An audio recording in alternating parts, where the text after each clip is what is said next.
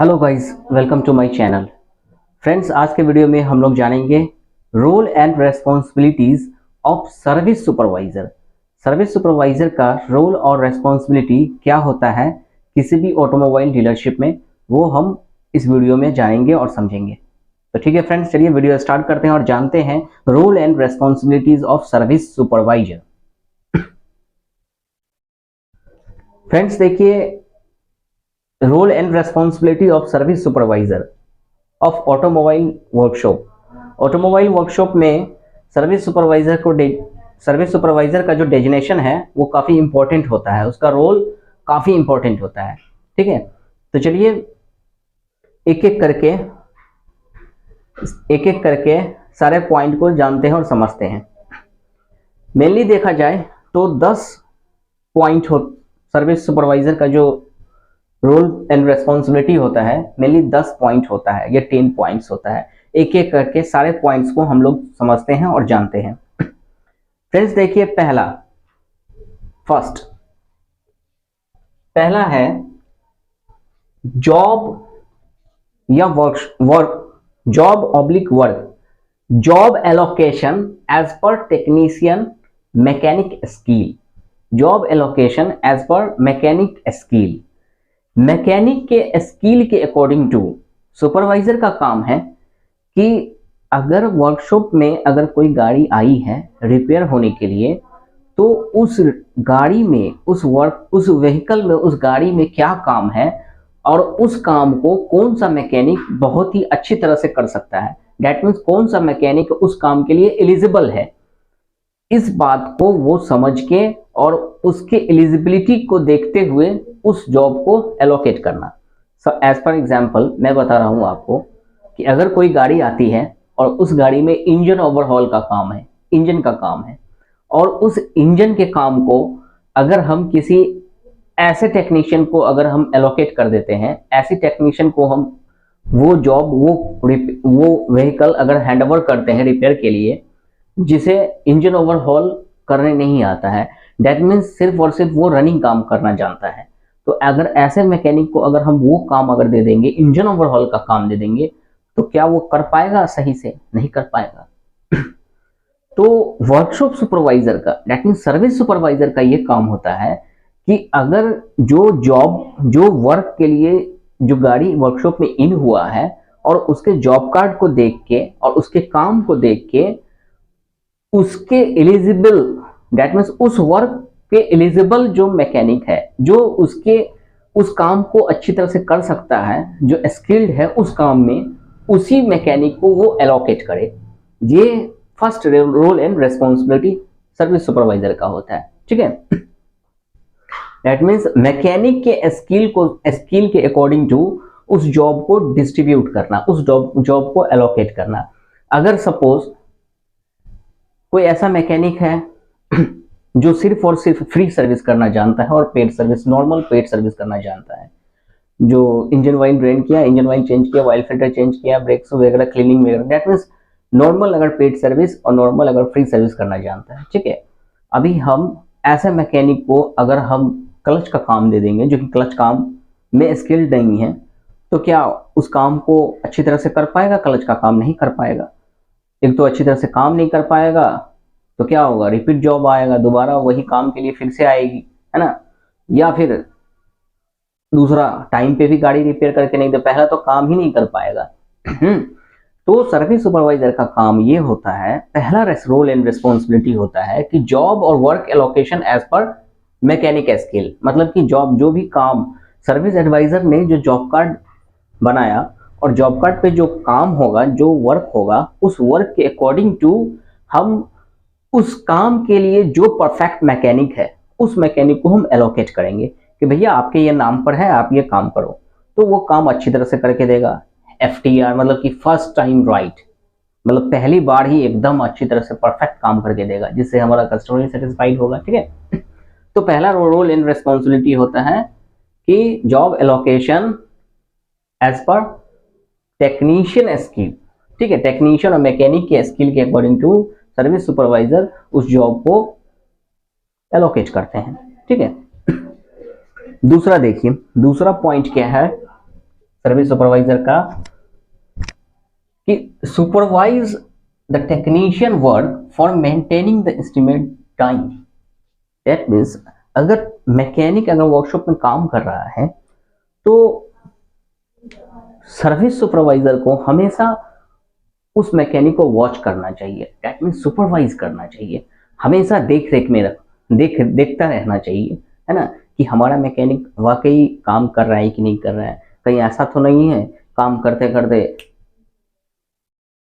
कुछ बातें कर रहा है या फोन पे बिजी या कुछ भी हो, मतलब काम सही से नहीं कर पा रहा है, ठीक है। तो वो सुपरवाइज करना जरूरी होता है सर्विस सुपरवाइजर का, कि टेक्नीशियन को हमेशा देखते रहना और सुपरवाइज करना कि वो काम सही से कर रहा है कि नहीं कर रहा है। कहीं ऐसा तो नहीं है कि वो किसी दूसरे मैकेनिक से गप्पे मार रहा है, ये भी हो सकता है, या सपोज कोई दूसरा ही वर्क कर रहा है या फिर बैठा हुआ है या बहुत धीरे धीरे काम कर रहा है।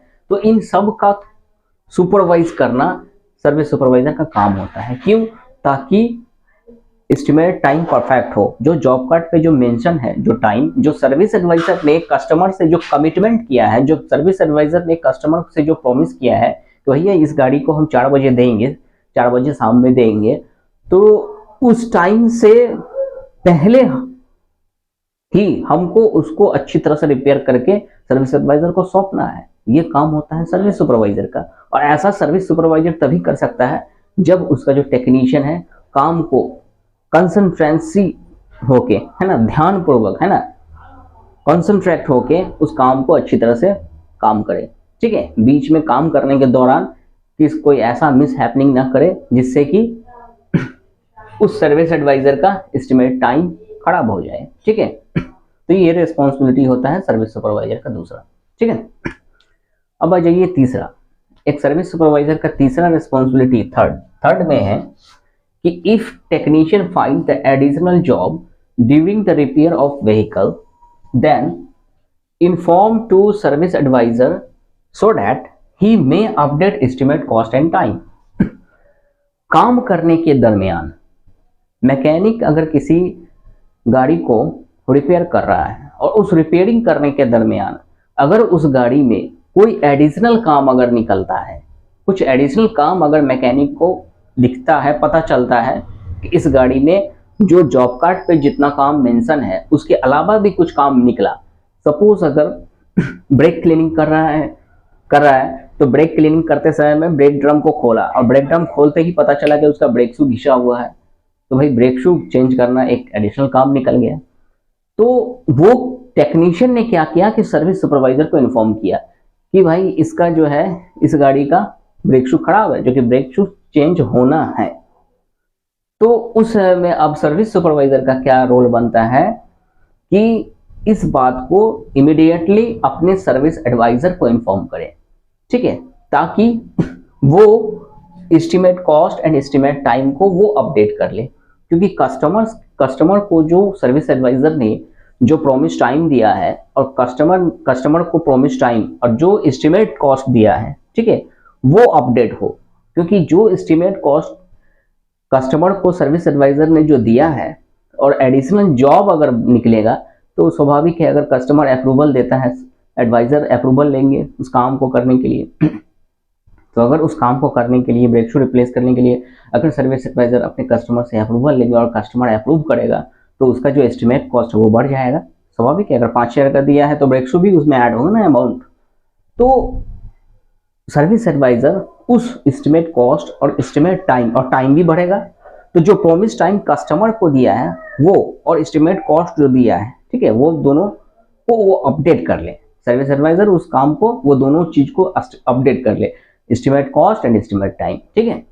तो एडिशनल जॉब निकलते ही क्या करना चाहिए कि सर्विस सुपरवाइजर को अपने सर्विस एडवाइजर को इन्फॉर्म करना चाहिए कि भाई इस गाड़ी में देखो, आके देख लो भाई इसका गाड़ी का ब्रेक शू भी खराब है, तो इसका अप्रूवल दो जल्दी से, ताकि मैं अपने टेक्नीशियन को बता दूं वो चेंज करे, ठीक है। तो ये काम होता है सुपरवाइजर का कि वो इमीडिएटली सर्विस एडवाइजर को इन्फॉर्म करे, है ना, then inform to service advisor so that he may update estimate cost and time, ठीक है। चौथा देखिए 4 में, after repairing of vehicle collect the replaced parts, collect the replaced old parts and give to customer. गाड़ी जब workshop में आती है बनने के लिए, तो गाड़ी रिपेयर होने के दरमियान जो नया पार्ट्स गाड़ी में लगता है और उसका जो ओल्ड पार्ट्स है, ओल्ड रिप्लेस्ड पार्ट, जो पुराना पार्ट्स जो खुल के रखा जाता है, खुलता है, ठीक है, जो पुराना पार्ट्स होता है गाड़ी का, उस पार्ट्स को सर्विस सुपरवाइजर का ये रिस्पॉन्सिबिलिटी है उस पार्ट्स को कलेक्ट करके और कस्टमर को हैंड ओवर कर दे, कस्टमर को बता दे और दिखा दे और दे दे, है ना। ये रिस्पॉन्सिबिलिटी सर्विस सुपरवाइजर का होता है, ठीक है। पांचवा आ जाइए। पांचवा है कि ensure every technician work as per SOP. ये काफी इंपॉर्टेंट चीज है। इस एसओपी का मतलब क्या होता है, पहले उसको समझते हैं, ठीक है। देखिए, SOP standard of procedure, standard of procedure. देखिए, हर जॉब का, हर काम का एक कंपनी के द्वारा, जितनी भी ऑटोमोबाइल इंडस्ट्रीज की कंपनियां हैं, चाहे वो टाटा मोटर्स हो, टोयोटा हो, महिंद्रा हो, है ना, मर्सिडीज हो, बीएमडब्ल्यू, जो भी हो, हर कंपनी का अपना एक काम का जो काम है ना, जैसे कि सपोज अगर क्लच का काम है या इंजन ओवरऑल करना है, ठीक है, या फिर सस्पेंशन का काम है, कुछ भी है, गियर का काम है ना, तो हर काम का एक कंपनी के द्वारा एक एसओपी होता है जिसको बोलते हैं स्टैंडर्ड ऑफ प्रोसीड्यूर। मतलब कि उस काम को करने के लिए एक स्टैंडर्ड तरीका होते हैं, तरीके होते हैं।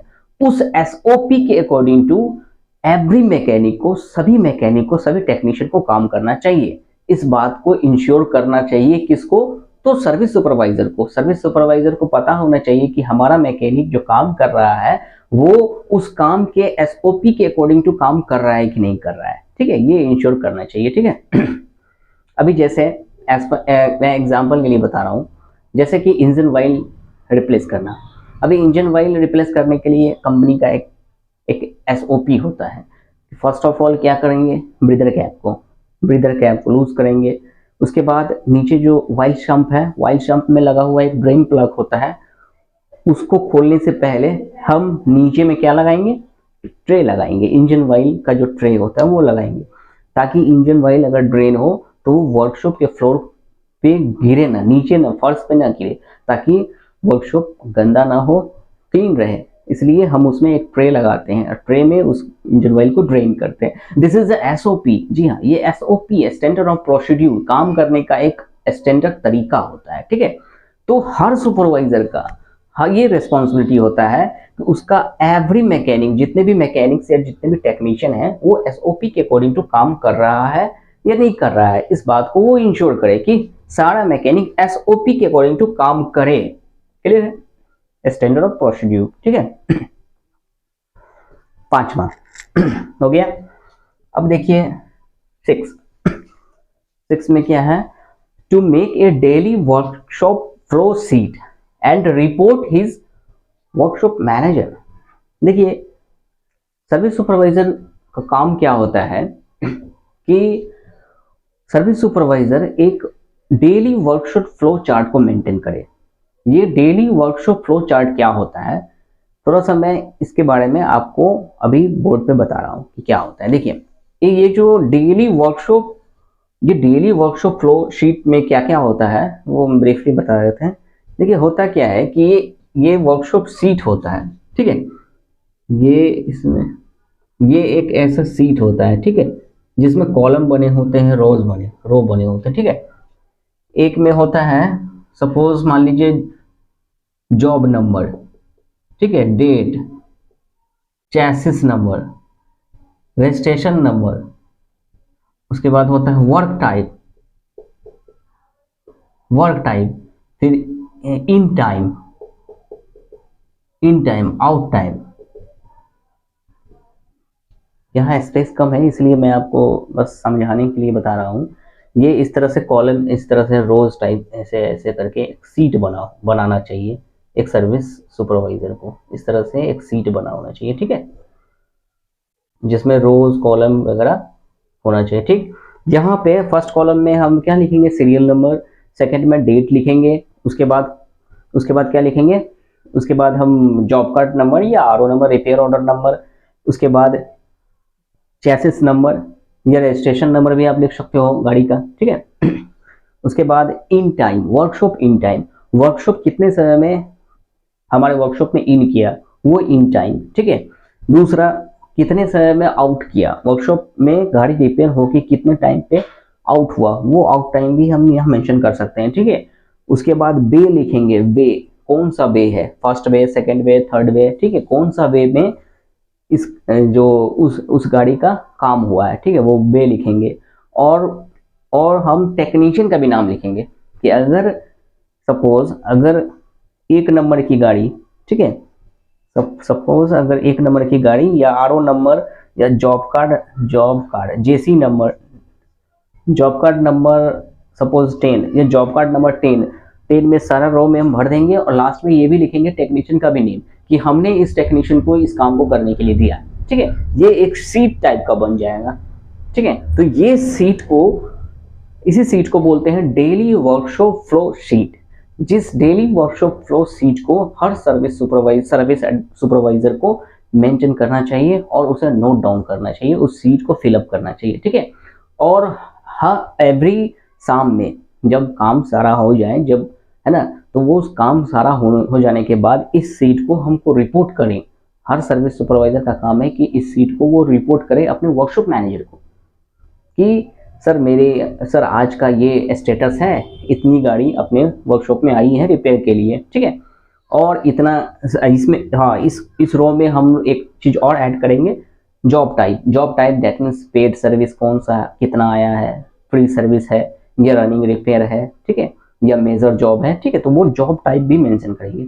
तो इससे ये सुपरवाइजर को पता चल जाएगा कि आज के डेट में हम कितना फ्री सर्विस किए, कितना पेड सर्विस किए, कितना मेजर जॉब किए, ठीक है, कितना वारंटी या अंडर वारंटी, जो भी आप अपनी सुविधा अनुसार आप उस कॉलम में ऐड कर सकते हो।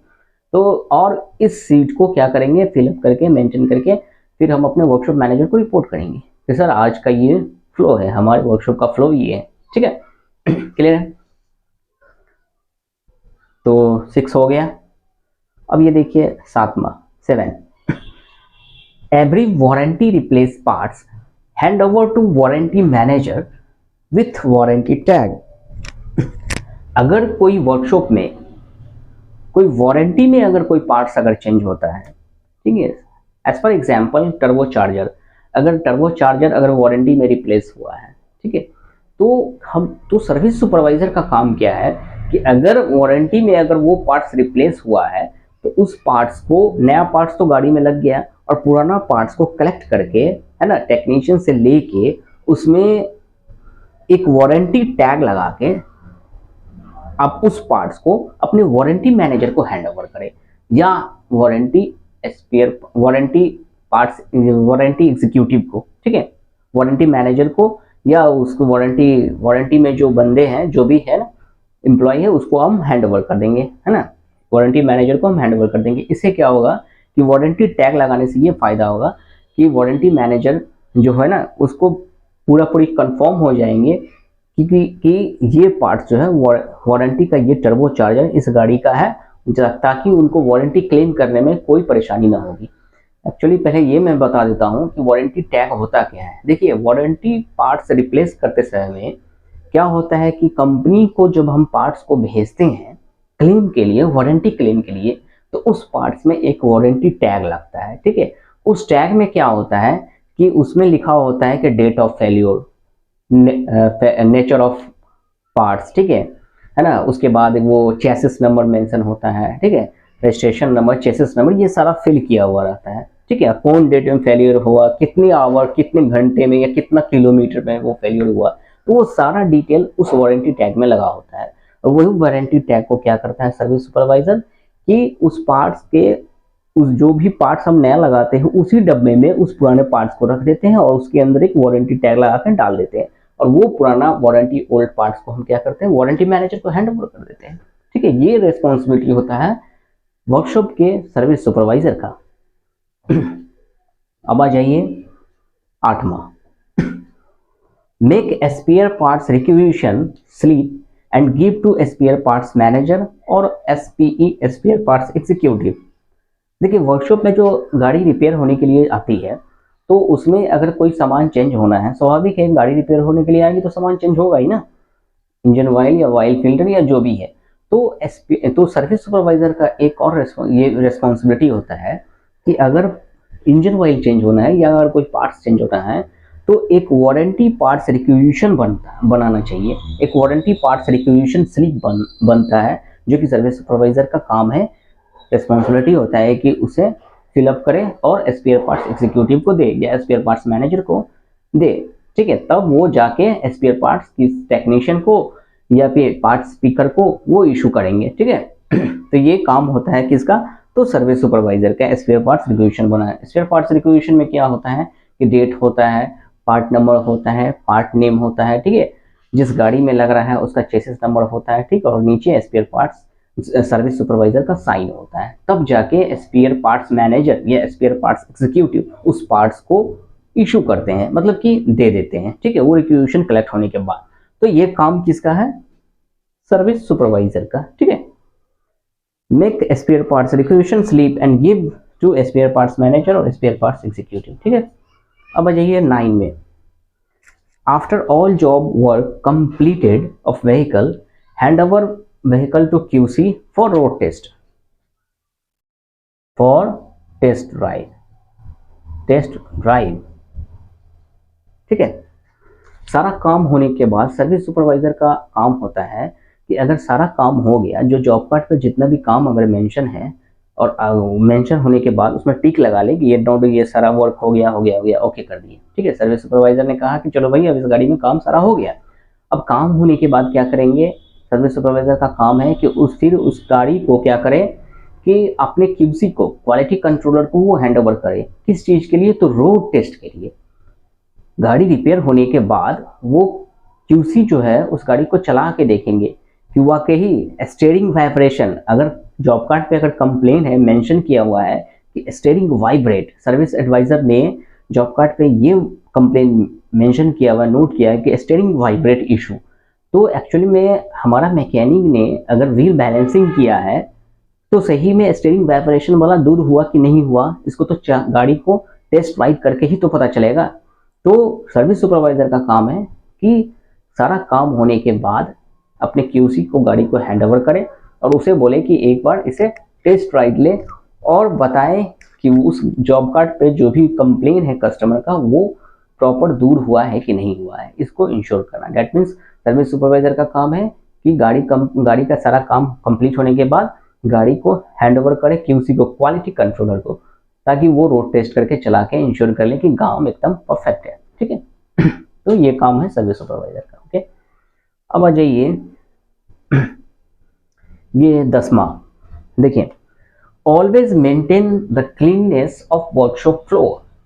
देखिए, सर्विस सुपरवाइजर का काम ये भी है कि अपने वर्कशॉप फ्लोर को हमेशा क्लीननेस रखें, साफ सुथरा रखें। ठीक है, प्रॉपर वे में रखें, है ना, कोई भी इधर उधर पुराना पार्ट्स का डब्बा मतलब वर्कशॉप में इधर उधर फेंका हुआ ना रहे, टूल्स इधर उधर ना रहे। ठीक है ना, तो कुछ भी मतलब उसका वर्कशॉप जो है ना हमेशा क्लीननेस रहे, that means neat and clean रहे।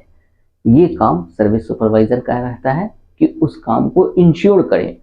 अगर कहीं भी गलत है, अगर कहीं भी गंदा है हमारा वर्कशॉप, किसी इंजन ऑयल से गंदा है, लुब्रिकेशन से गंदा है, तुरंत हाउसकीपिंग वाले को पकड़ के लाना है या इन्फॉर्म करना है कि जल्दी से भैया हमारा वर्कशॉप साफ करो, ये वे क्लीन करो क्योंकि वर्कशॉप मेरा गंदा है। तो वर्कशॉप को हमेशा नीट एंड क्लीननेस रखना सर्विस सुपरवाइजर का काम होता है। ठीक है तो यही है फ्रेंड्स, हम अपना 10 पॉइंट सर्विस सुपरवाइजर का रोल एंड रेस्पॉन्सिबिलिटी। किसी भी ऑटोमोबाइल वर्कशॉप में ये काम होता है सर्विस सुपरवाइजर का। ठीक है फ्रेंड्स, तो ठीक है फ्रेंड्स, अगर वीडियो आपको अच्छा लगा हो और अगर समझ में आया हो, role and responsibility of service supervisor at automobile dealership, automobile workshop, अगर आपको आज का वीडियो अच्छा लगा हो और आपको समझ में आया हो कि सर्विस सुपरवाइजर का क्या काम होता है, आज के वीडियो में समझे होंगे। तो फ्रेंड्स, हम उम्मीद करते हैं आपसे कि आप हमारे इस चैनल को सब्सक्राइब आप जरूर कीजिएगा। फ्रेंड्स, हम अपने इस चैनल पे time to time technical videos upload करते हैं, तो प्लीज़ आप हमारे चैनल को सब्सक्राइब कीजिए और thank you for watching my video. Thank you very much.